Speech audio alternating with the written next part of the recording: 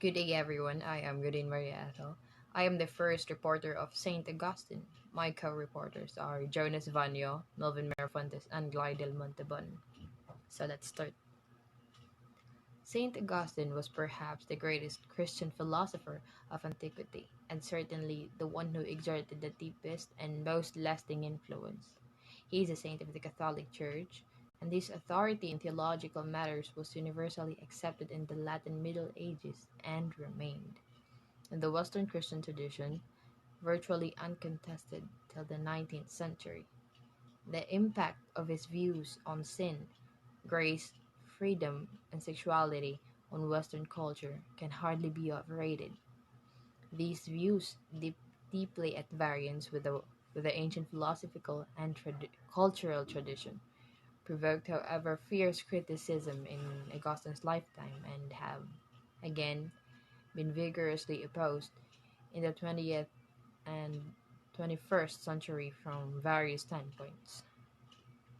Augustine, or his real name is Aurelius Augustinus, lived from November 13, 354 to August 28, 430. He was born in Tagaste in Roman Africa. His mother was Monica, a devout Christian, seemed to have exerted a deep but not wholly unambiguous influence on his religious development. His father, Patricius, was baptized on his deathbed. Augustine himself was made a catechum early in his life. His studies, what I mean, of grammar and rhetoric in the provincial center of Madaros and Carthage, which strained the financial resource of his middle-class parents, were hoped to pave his way for a future career in the higher imperial administration. In Carthage, at the age of 18, he found a mistress with whom he lived in a monogamous union for 14 years, and who bore him a son, Dedatus, who was baptized together with his father in Milan and died little later. At age 18, Augustine became a hearer or an auditor of Manichaeism, a dualistic religion with Persian origins that in northern Africa had developed into a variety of Christianity. At Milan, he underwent the influence of Bishop Ambrose, who taught him the allegorical method of scriptural exegesis. So there are so many terms that I don't know how to pronounce it, but I will pronounce it very well. And some of Neoplatonically inclined Christians who acquainted him with an understanding of Christianity that was philosophically informed and, to Augustine, intellectually more satisfactory than Manichaeism, from which he had already begun to distance himself. The ensuing period of uncertainty and doubt, depicted in the Confession as a crisis in the medical sense, ended in summer 386 when Augustine converted to ascet- ascetic Christianity and gave up both his chair of rhetoric and his further career prospects. After a winter of philosophical leisure at the rural estate of Casisacum near Milan, Augustine was baptized by Ambrose at Easter 387 and returned to Africa, accompanied by his son, some friends, and his mother, who died on the journey. In 391, he was, apparently against his will, ordained a priest in the diocese of the maritime city of Hippo Regius. About 5 years later, he succeeded the local bishop. Most of the numerous books and letters he wrote in the period were part of these controversies or at least inspired them, and even those that were not combined philosophical or theological teaching with rhet- rhetorical persuasion. Polemics against his former co-religionists, the Manichaeans, icons, or the looms large in his work until about 400. The debate the debate with them helped to shape his ideas on the non-substantiality of evil and on human responsibility. The Donatist, the Donatist, what I mean, Schism had his roots in the last great persecution at the beginning of the 4th century. The Donatists saw themselves as the legitimate successors of those who had remained steadfast, steadfast during the persecution and claimed to represent the African tradition of a Christian church of the pure. Since 405, the Donatists were subsumed under the imperial laws against heresy and forced to re-enter the Catholic Church by legal means. These measures were intensified after a conference at Carthage 411 had marked the official end of Donatism in Africa.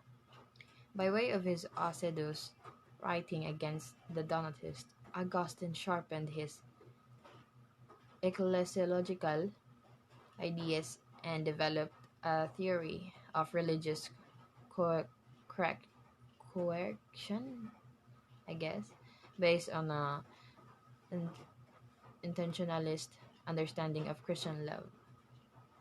Pelagianism was a movement Christian was a movement Augustine became aware around 400 years.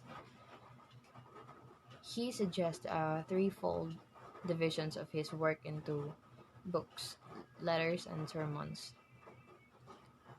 About 100 books, 300 letters, and 500 sermons have survived. Augustine's literary career and after his conversation began with philosophical dialogues. The first of these, written in Cassiciacum in 386 7, deal with traditional topics such as skepticism, happiness, evil, and immortality of the soul. Augustine continued to pursue these issues in dialogues on the immeasurability of the soul, language and learning, freedom of choice, and human responsibility, and the numeric structure of reality. This is a kind of sum of Augustine's early Christianity philosophy. Augustine is, however, most famous for the 5 love treatises, with a wider scope he composed between 396 and 426. The Confessions, probably his most original work, is philosophy in autobiography. Rather than a autobiography, the Doctrina Christiana is a handbook of biblical hermeneutics and Christian rhetoric. It delineates the semiotic dichotomy of things and critically assesses the importance of the classic disciplines for the biblical exegete. Ditrantate has impressed modern philosophical readers by its proving or problem analysis of the human mind as an image of the divine Trinity. De Genesi ad Litteram is, is an attempt at weeding philosophically justifiable cosmology from the opening characters of Genesis. Here is in most of Augustine's works. philosophically is inspirable from biblical exegesis. The monumental apologetic treatise De Divisitate argues that happiness can be found neither in the Roman nor the philosophical tradition, but only through members in the city of God, whose founder is Christ. From ancient through thought, Augustine inherited the notion, the philosophical of love. The philosophy of is love of wisdom, an attempt to pursue happiness, or as late antique thinkers, both pagan and Christian, like to put it, salvation, by seeking insight into the true nature of things and living accordingly. This kind of philosophy he emphatically endorses, especially in his early work. The main error, his fault, the philosophical in with his arrogance and pride, reproach that does not weigh lightly, given the arrogance is, in Augustine's view, the root of all sins. Ano? Good evening, I am Jonas Vanyo. So the philosophical tradition Augustine's Platonism. Augustine tells us that at the age of 18, Cicero's now lost protracted dialogue Hertonius inflamed him for philosophy, that as a young man he reads Aristotle's categories, and that his conversion was greatly furthered by his Neoplatonic readings, as well as by the letters of Paul. He is more reticent about Manichaeans' texts, of which he must have known a great deal. From the 390s onwards, and the Bible becomes decisive for his thought, in particular Genesis, the Psalm, and the Pauline and Johannine writings, though his exegesis remains philosophically impregnated, and his mature doctrine of grace seems to have grown from fresh reading of Paul. So Cicero is Augustine's main source for the Hellenistic philosophies, notably academic skepticism and Stoicism. As a part of his culture heritage, Augustine quotes him and the other Latin classics as it suits his argumentative purpose. Theory of knowledge, skepticism, and certainty. Augustine's earliest surviving work is a dialogue on academic skepticism. He wrote it at the beginning of his career as a Christian philosopher in order to save him as his readers from the despair that would have resulted if it could not be proven that against that skeptic challenge, truth is attainable and knowledgeable and wisdom possible. The sense of despair must have been very real to him when, after having broken with Manichaeism but still being unable to see the truth of Catholic Christianity, he decided to withhold assent until there some certainty lighted up. His information about skepticism does not come from a contemporary skeptic school which hardly existed, but from Cicero's Academica and Hortensius. So much of this discussion in Contra Academicus is those devoted to the debate between Hellenistic Stoics and skeptics about the so-called grasping and cataleptic appearance. The problem whether there are appearances about the truth of which one cannot be mistaken because they are evident by themselves. And illumination. Augustine's theory of knowledge, his so-called doctrine of illumination, is a distinctly non-empiricist epistemology based on a probably Neoplatonic reading of Plato's doctrine of recollection. Like Plato and his followers, Augustine thinks that true knowledge requires first-hand acquaintance, second-hand information from reliable testimony may yield true and even justifiable belief, but not knowledge in the strict sense in the case of sensible objects, which strictly speaking do not admit of knowledge at all but only opinion. Such first-hand acquaintance is possible due since perception, cognition of intelligible objects, however, can be neither reached empirically by means of abstraction nor transmitted to us linguistically by a human teacher. Rather, such cognition requires personal intellectual activity that results in an intellectual insight which we judge by a criterion we find nowhere but in ourselves.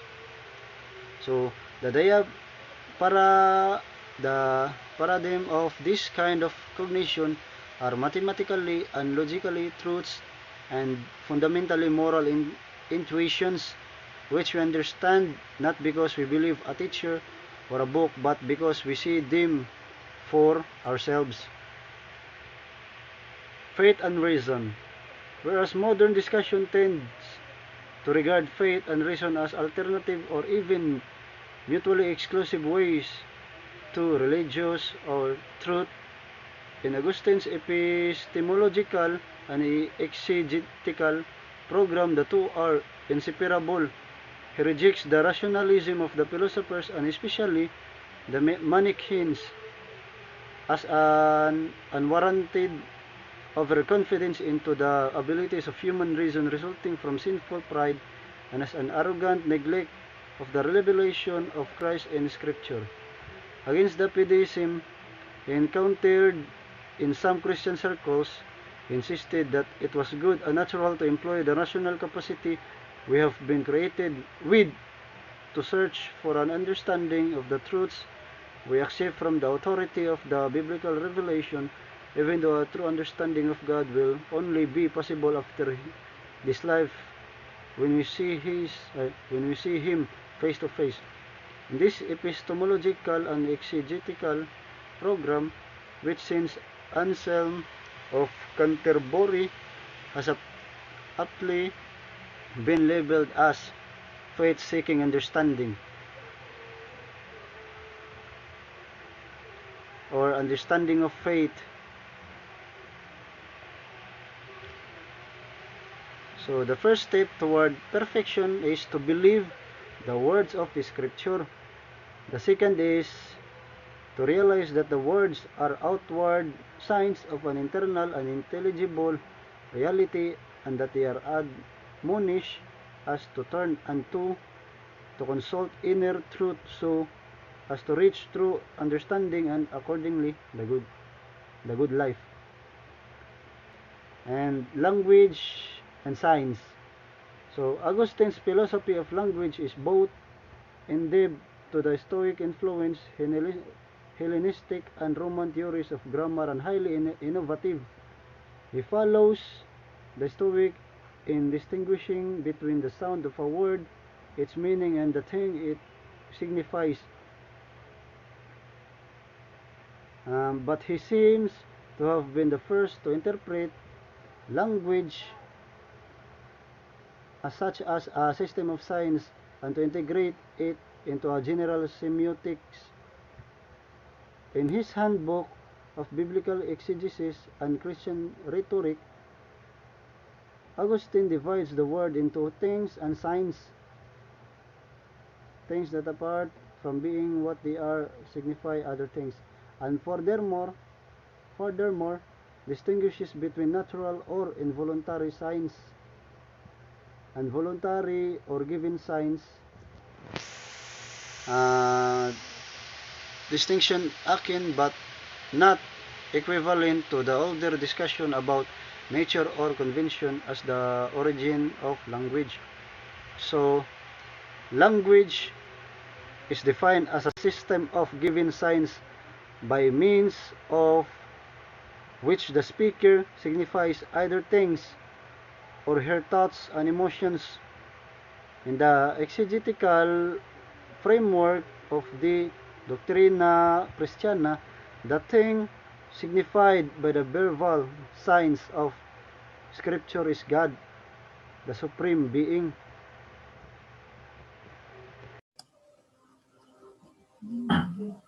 Good evening, everyone. I am here to report about anthropology, God, and the soul and body. Soul as a created being. Like most ancient philosopher, Augustine thinks that the human being is compound of body and soul, and that within this compound, the soul conceived as both the life-giving element and the center of consciousness, perception, and two is or ought to be the ruling part. The rational soul should control the sensual desires and passions.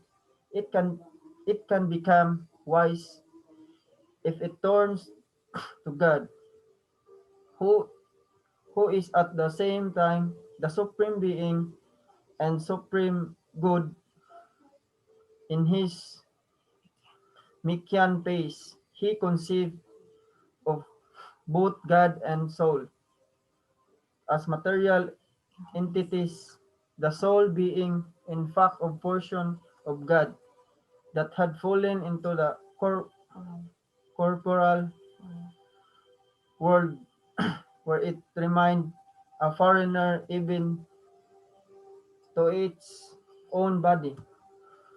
Next is the human mind and human mind as an image of God.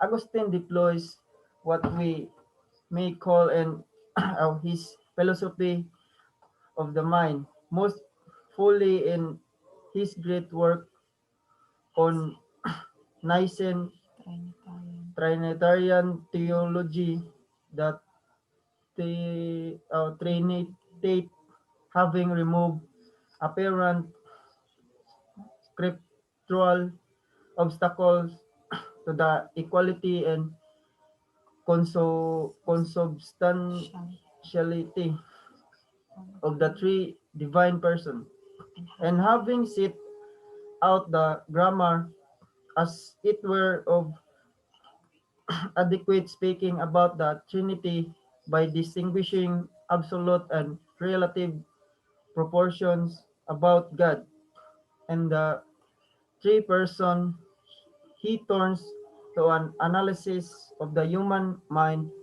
as an image of God.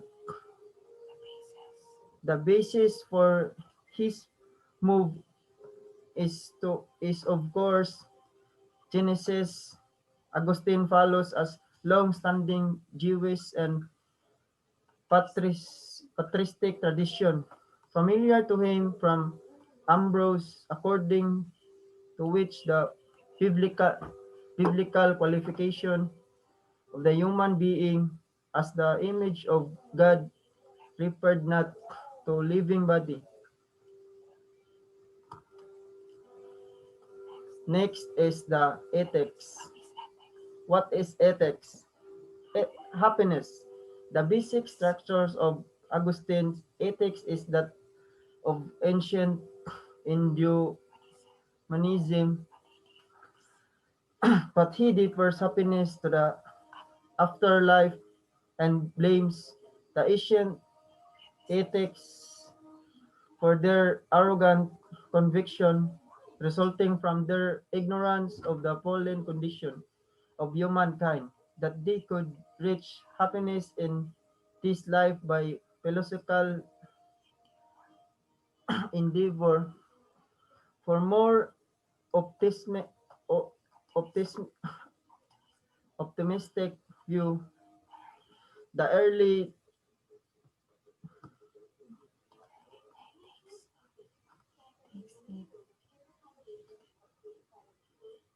ethics is the axiomatic that happens in the ultimate goal pursued by all human beings. For an interesting discussion of how the desire for happiness relates to our equally natural desires for pleasure and for truth, Confuse, confusions, happiness of or all the good life is brought about by the position of the greatest God in nature. The human can attain and that one cannot lose against one's will,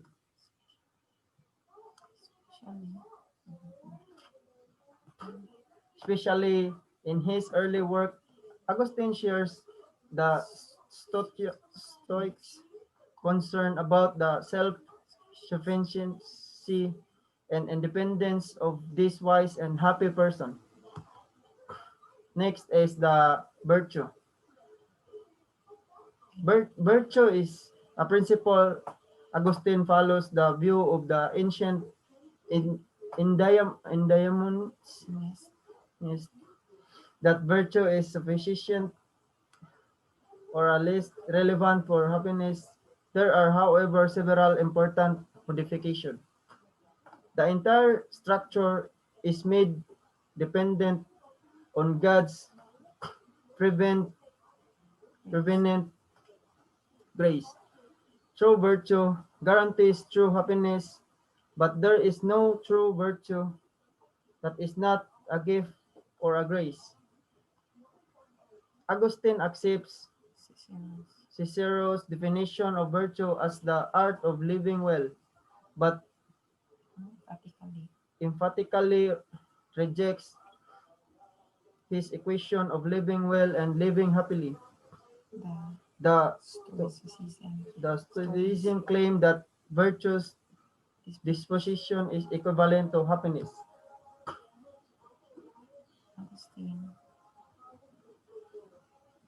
Augustine replaced the ancient definition of virtue as right reason or activity in accordance with reason, with a definition of virtue as love of God, or in a later text, as love of God and neighbor. Virtue is an inner deposition of motivational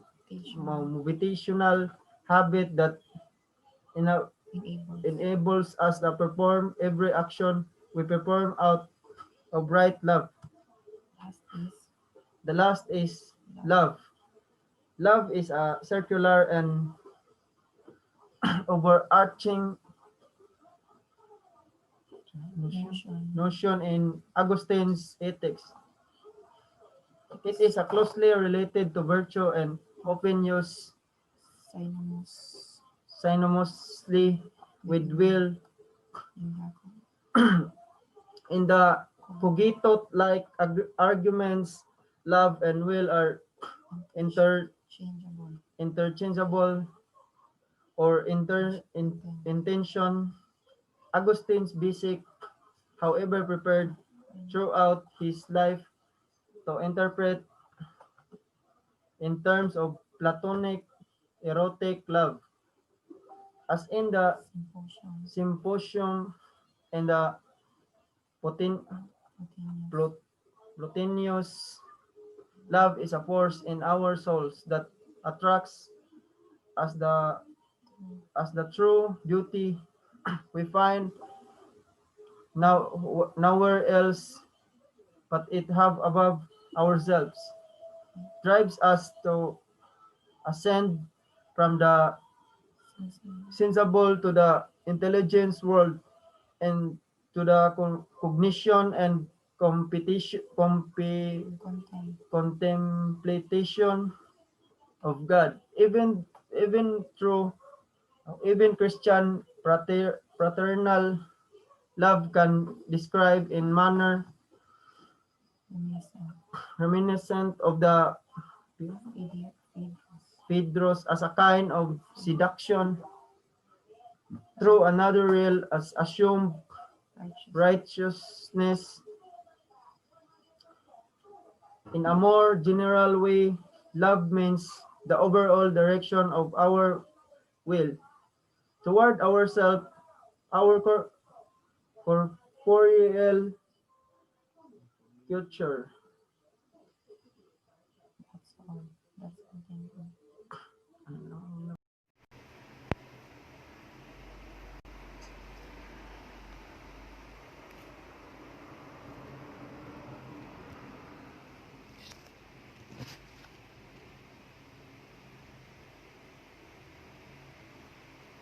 Will,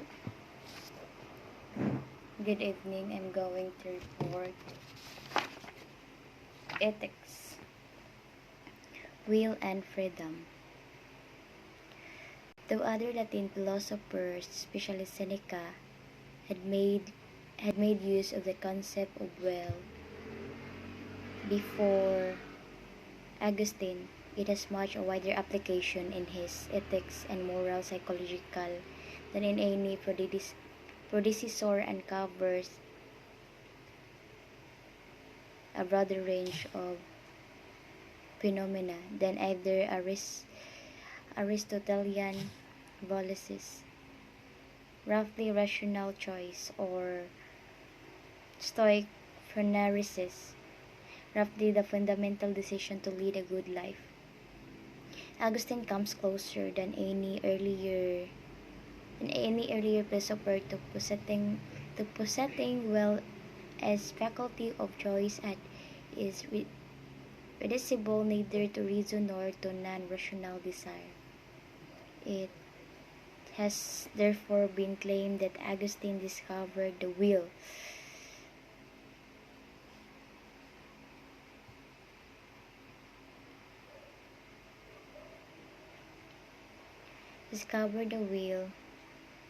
Feed, fidi humanly on the basis of the libero arbitrio, emphasizes Augustine's indebtedness to Adam and Eve. We have lost our natural ability of self-determination, which can only be repaired and restored by the divine grace that has manifested itself in the incarnation and sacrifice of Christ and works inwardly to free our will from its enslavement to sin.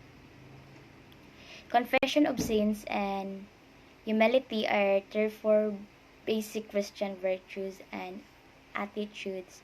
The philosophers' confidence in their own virtue that prevents them from accepting of grace of Christ is an example of the simple pride that puts their self in the plastic of God. No, that puts the self in the place of God, and was the core of the evil angel's primal sin.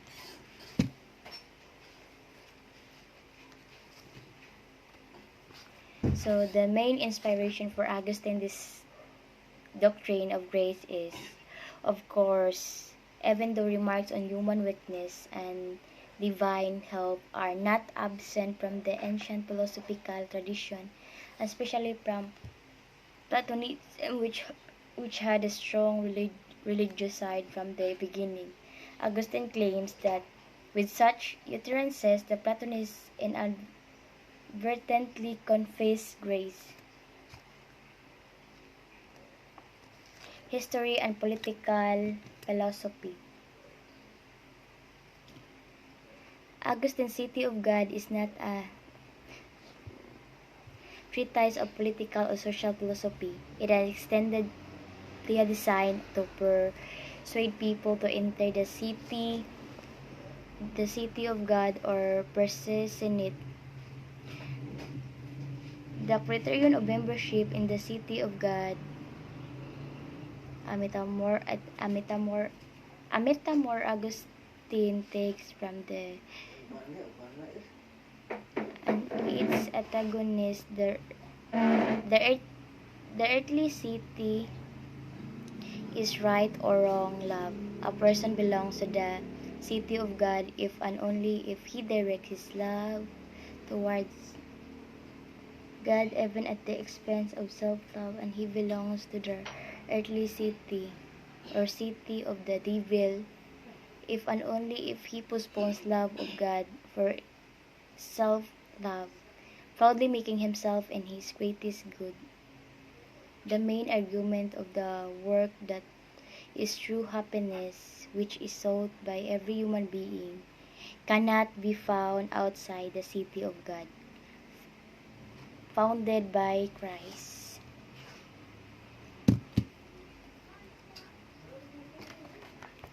The radical view that the gift of grace include not only external good work and the internal volitional disposition that allows us to technical terminology that grace is not cooperative but radically prevenient. Grace is not cooperative but radically prevenient is however his own, and it took several years to take shape in his thought.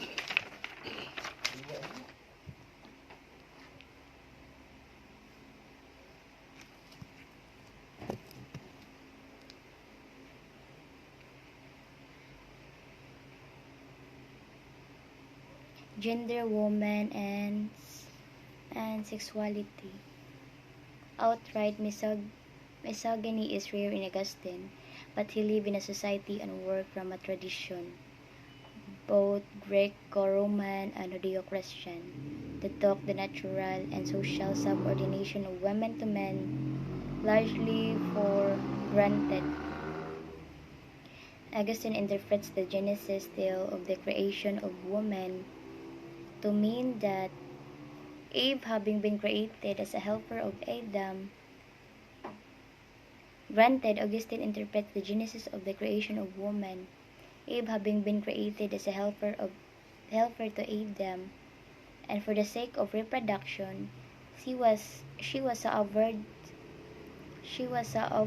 subordinate to him, even having been created already in paradise, subordinate to him already in paradise.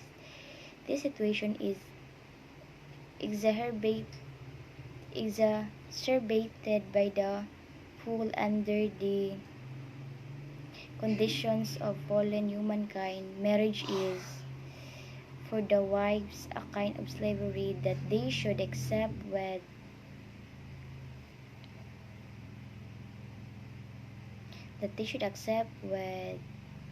obedience and humility. In his early anti-exegesis of Genesis, he allegorizes man as the rational and woman as the non-rational. Rational and woman as the non-rational, appetitive parts of the soul. On the other hand, he insists, as until then few Christians still has done, that the meaning of the Genesis tale was not purely allegorical, but that sexual differentiation had begun to exist in paradise and would persist in the resurrected bodies of the blessed because it was a natural part of God's creation. So the main argument of the work is that true happiness, which is sought of every human being, cannot be found outside the city of God founded by Christ. The first 10 books deconstruct in a manner reminiscent of traditional Christian apologetics, the alternative conception of happiness in the Roman political tradition, which equates happiness with the prosperity of the empire, thus falling prey to evil demons who pose as the defenders of Rome, but in fact ruin them morally and politically, and in Greek, especially Platonic philosophy, which despite its insight into the true nature of God, failed to accept the mediation of Christ incarnate out of pride and torn to false mediator, deceptive demons, have an interesting disquisition on Platonic demonology, creation and time. God does not create in time but creates time together with changeable being while resting in timeless eternity in himself. Creation occurs instantaneously. The 7 days of creation are not to be taken literally but are a didactic means to make plain the intrinsic order of reality, like the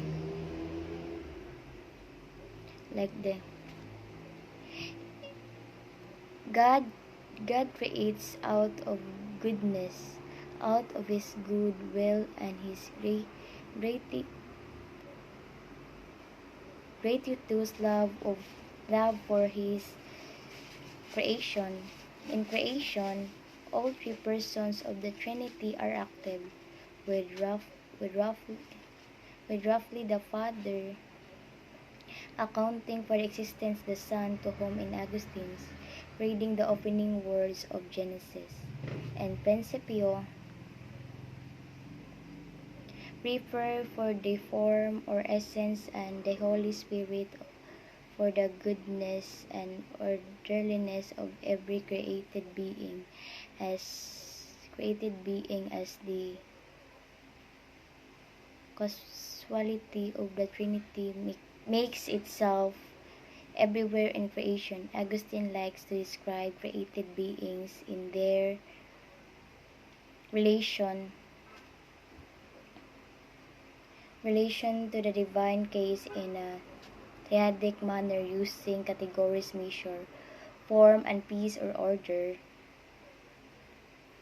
These traces of the Trinity in creation must not be confused with the Trinitarian structure of the human intellect, which alone among all created beings is an image of God. Last one is legacy. Augustine's impact on later philosophy is as enormous as it is ambivalent.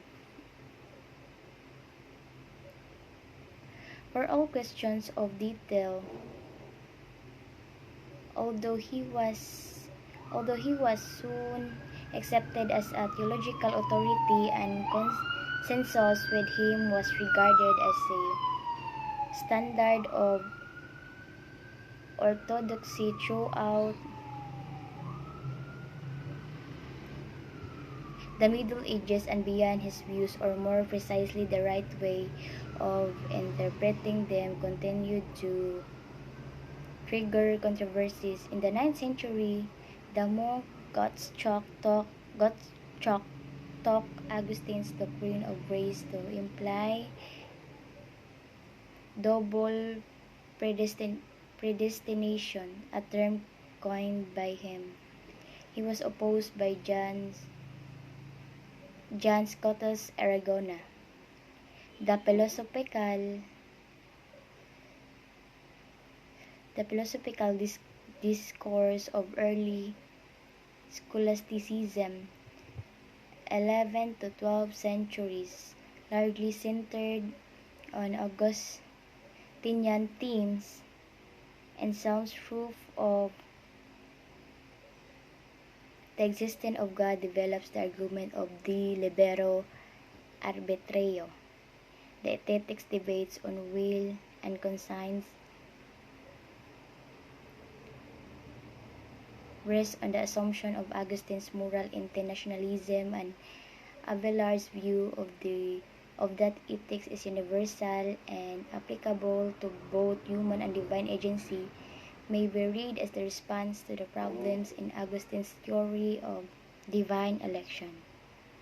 With the growing influence of Aristotle from the 13th century onwards, Augustine came to be interpreted to Aristotelian terms that had largely been unknown to himself.